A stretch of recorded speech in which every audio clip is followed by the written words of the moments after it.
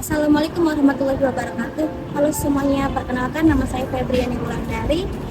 Nomor pokok mahasiswa 2024-520015. Saya dari mahasiswa Universitas Indo Global Mandiri, Prodi Akuntansi.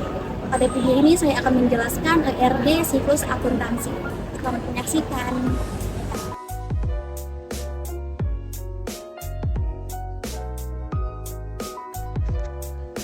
ERD adalah diagram yang menggambarkan hubungan antara entitas atau tabel dalam sebuah sistem informasi. Melalui ERD, kita bisa melihat alur data dan keterkaitan antar proses akuntansi, mulai dari pencatatan transaksi hingga laporan keuangan akhir periode. ERD membantu kita memahami bagaimana data keuangan mengalir dan saling berhubungan di dalam sistem akuntansi. Dokumen transaksi. Kita mulai dari dokumen transaksi, yaitu bukti tertulis dari setiap kegiatan keuangan perusahaan. Contohnya seperti faktur penjualan, nota pembelian, bukti kas masuk, bukti kas keluar. Dokumen transaksi inilah yang menjadi sumber utama pencatatan ke dalam jurnal umum. Tanpa dokumen transaksi, proses pencatatan akuntansi tidak memiliki dasar yang sah. Akun. Selanjutnya kita masuk ke akun, yaitu tempat untuk mencatat dan mengelompokkan setiap jenis transaksi keuangan. Contohnya seperti akun kas, piutang, persediaan, beban, dan pendapatan. Setiap akun memiliki kode dan nama tersendiri, dan semua transaksi di jurnal nanti akan mengacu pada akun-akun ini. Jurnal umum dan entry jurnal. Berikutnya adalah jurnal umum, yaitu tempat pertama untuk jurnal umum dan entry jurnal. Berikutnya adalah jurnal umum, yaitu tempat pertama untuk mencatat transaksi berdasarkan dokumen sumber.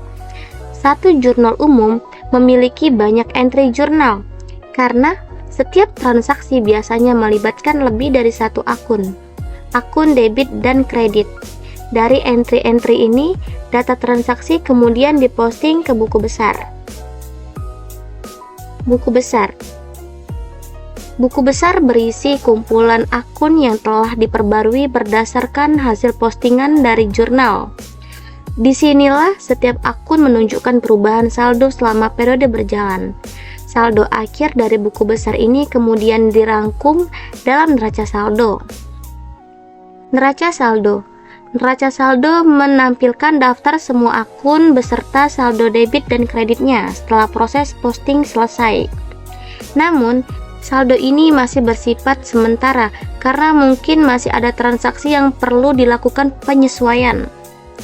Jurnal penyesuaian dan entry penyesuaian. Langkah berikutnya adalah jurnal penyesuaian. Jurnal ini digunakan untuk mencatat transaksi yang belum atau belum sepenuhnya diakui, seperti beban dibayar di muka, penyusutan, atau pendapatan yang masih harus diterima.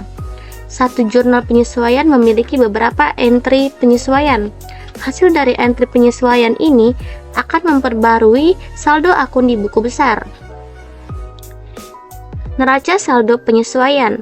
Setelah semua penyesuaian dicatat, perusahaan menyusun neraca saldo setelah penyesuaian. Laporan ini menunjukkan saldo akhir dari semua akun setelah perubahan akibat penyesuaian diterapkan. Dari sinilah perusahaan dapat memastikan data sudah akurat dan siap digunakan untuk menyusun laporan keuangan. Laporan keuangan. Setelah penyesuaian selesai, data digunakan untuk menyusun laporan keuangan yang terdiri dari laporan laba rugi untuk mengetahui laba atau rugi perusahaan, laporan perubahan modal untuk melihat perubahan ekuitas, laporan posisi keuangan atau neraca yang menampilkan aset, kewajiban, dan modal, serta laporan arus kas untuk menunjukkan pergerakan kas selama periode tersebut.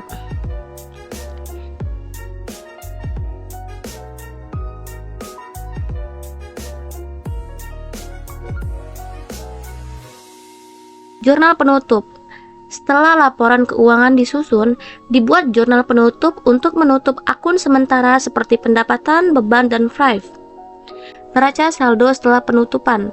Langkah terakhir adalah menyusun neraca saldo setelah penutupan yang berisi saldo akhir akun permanen atau akun real, yaitu aset, kewajiban, dan modal sebagai saldo awal untuk periode berikutnya. Jadi, melalui ERD siklus